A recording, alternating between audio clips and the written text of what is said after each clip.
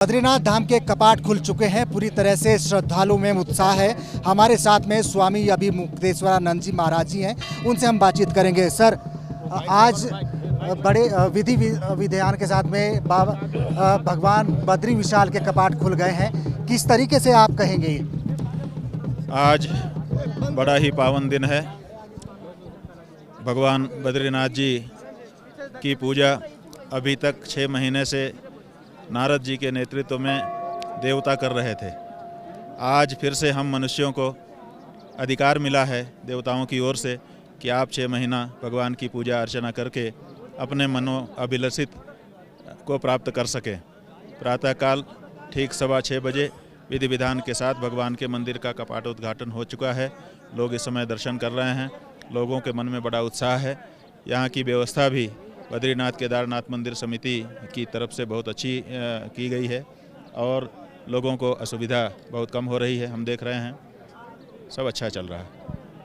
मोक्ष का द्वार यानी मोक्ष का धाम इसको कहते हैं महाराज जी। किस तरीके से आप देखते हैं, इस धाम की क्या मान्यता है? देखिए, ये माना जाता है कि सनातन धर्मियों के 4 धाम प्रमुख हैं, क्योंकि 4 युगों को ये प्रतिनिधित्व देते हैं। त्रेता सबसे पहले सतयुग आता है। ये सतयुग का धाम है बद्रीनाथ धाम। इसके बाद त्रेता आता है, रामेश्वरम धाम त्रेता का प्रतिनिधित्व करता है। इसी तरह से द्वापर द्वारका और कलयुग जगन्नाथ जी। तो जब आप बद्रीनाथ धाम में आते हैं तो सतयुग में आ जाते हैं। सात्विकता आपके अंदर बढ़ जाती है और सात्विकता जिसके व्यक्ति के अंदर बढ़ जाती है उसको आध्यात्मिक आनंद उपलब्ध हो जाता है। तो जो व्यक्ति यहाँ आते हैं, आने मात्र से उनके मन में सात्विकता का उदय हो जाता है और वो आनंदित हो जाते हैं। यही यहाँ का महात्म्य है। महाराज जी, एक सवाल मेरा ये है कि किस तरह से जो भी श्रद्धालु इस दरबार में आता है उनकी मनोकामना भगवान बद्री विशाल किस तरह से पूरी करते हैं और क्या आस्था लेकर यहाँ पर लोग आते हैं? इस बार बड़ी संख्या में यात्रा का शुभारंभ हुआ है।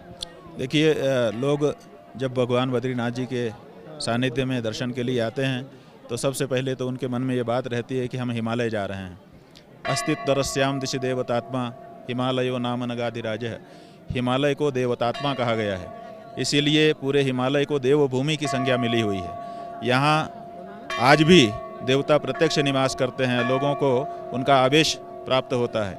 तो ये देवभूमि है। इस देवभूमि में आने मात्र से आह्लाद होता है और सब आगे बढ़ते हुए देवता देवलोक में रहते हैं और भगवान विष्णु वैकुंठ लोक में रहते हैं। तो ये पूरा हिमालय देवभूमि है। ये जो बद्रीनाथ धाम है ये साक्षात वैकुंठ है। तो यहाँ पर वैकुंठ जाने पर जो आनंद लोगों को उपलब्ध होता है, यहाँ पर आने मात्र से उसकी उपलब्धि हो जाती है। इसीलिए बड़ी संख्या में लोग अलग अलग स्थानों से कष्ट सहते हुए यहाँ आते हैं और यहाँ का जो आध्यात्मिक आनंद है उसकी अनुभूति करके यहाँ से वापस जाते हैं। एक बार यहाँ आकर के जो लौट करके घर चला जाता है, पूरे जीवन उसका आह्लाद उसके मन में बना रहता है। महाराज जी, बताया जाता है कि जो देश के अन्य 4 धाम है, चाहे द्वारकापुरी हो, रामेश्वर हो, तमाम ये जो 4 धाम है, जगन्नाथपुरी हो, उसमें सबसे महत्व बद्रीनाथ धाम का है। आप किस तरीके से हमारे गंगा एबीपी गंगा के जो दर्शक आपको देख रहे हैं उनको किस तरह से कहेंगे कि इसका क्या महत्व धाम का है? देखिए, एबीपी गंगा के दर्शकों को हम ये कहना चाहेंगे कि आप द्वारका से गंगा नहीं निकाल सकते, आप जगन्नाथपुरी से गंगा नहीं निकाल सकते, आप रामेश्वर से गंगा नहीं निकाल सकते। ये गंगा निकलती है इसी बद्रीनाथ धाम से। अलकनंदा के रूप में, मंदाकिनी के रूप में, भागीरथी के रूप में, देव विष्णुपदी के रूप में, अनेक रूप उसके यहाँ पर दिखाई देते हैं। लेकिन गंगा का अवतरण बद्रीनाथ धाम से होता है और गंगा पापमोचनी शक्ति रखती है। सामान्य जल केवल शरीर के मैल को धो सकता है, गंगा के जल में मन के मैल को भी धो देने की शक्ति है। ऐसा जो पवित्र जल वो यहीं से प्रभावित होकर के जाता है। यही इस धाम का सबसे बड़ा वैशिष्ट्य है। बाकी सब धामों से इसको ऊंचा कर देता है। वैसे भी हिमालय पर ऊंचा स्थित होने के कारण सबसे ऊंचाई तो इसी की है। तो सबसे महत्वपूर्ण धाम है ये। और आज यहाँ पर जो लोग पहुँचे हैं, बहुत बड़े भाग्य उनके उदित हुए हैं। आने वाले दिनों में भी जो लोग यहाँ पर आएंगे उनका भाग्य उनके साथ होगा। जी, अब ओवरऑल चार धाम यात्रा का शुभारंभ उत्तराखंड में हो गया है। कोविड काल में हमने थोड़ी सी दिक्कतें जरूर झेली हैं, लेकिन इस बार शुभ संकेत है। चार धाम की यात्रा की शुरुआत हो गई, बद्रीनाथ, केदारनाथ, गंगोत्री, तमाम जितने भी धाम हैं। अब किस तरह से आप इस यात्रा को उत्तराखंड में देखते हैं? देखिए, हम लोग सगुन विचार करते हैं, शकुन देख करके भविष्य का अनुमान करते हैं। तो आज सवेरे जब प्रातःकाल भगवान का पट खोला जा रहा था, उस समय वातावरण बहुत सुंदर था। कल जब भगवान शंकराचार्य जी की डोली ज्योतिर्मठ से चल करके यहाँ पर पहुँची, तो हम लोगों ने देखा कि पुष्प वर्षा हुई, आकाश से पुष्प वर्षा हुई और हम लोगों ने उस पुष्प वर्षा का भी आनंद लिया। आज सवेरे अच्छा मौसम था। जब भगवान का पट खोला गया तो 6 महीने पहले जलाई गई जो ज्योति थी वो प्रकट दिखाई दी। 6 महीने से लगातार वो जल रही थी, देवता उसको प्रकट किए हुए थे।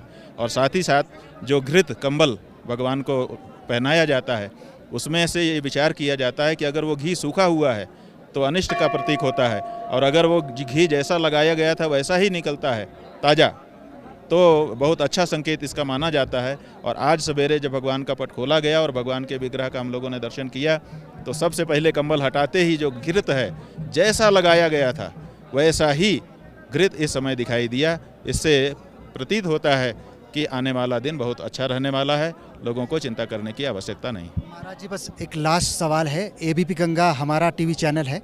एबीपी गंगा के माध्यम से तमाम दर्शकों ने केदारनाथ हो, गंगोत्री हो और फिर बद्रीनाथ हो, तमाम धामों के दर्शन किए हैं। आप क्या कहेंगे एबीपी गंगा के माध्यम से? देखिए, जो चैनल आजकल उनकी तो बाढ़ आई हुई है, बहुत सारे चैनल हो गए हैं, लेकिन बाढ़ जब आई हुई हो ऐसे समय में अपना एक अलग अस्तित्व, अपना एक अलग वजूद बना के रखना, यही बड़ी चुनौती होती है।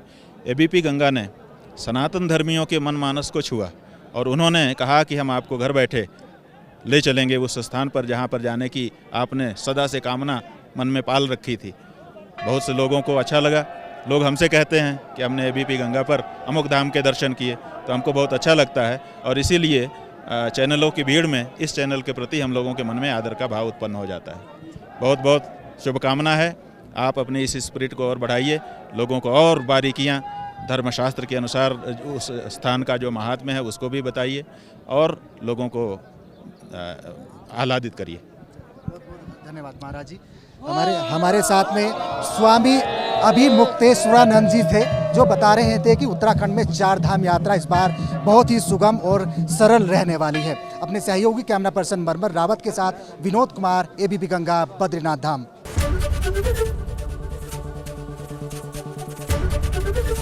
एबीपी गंगा, खबर आपकी, जुबान आपकी।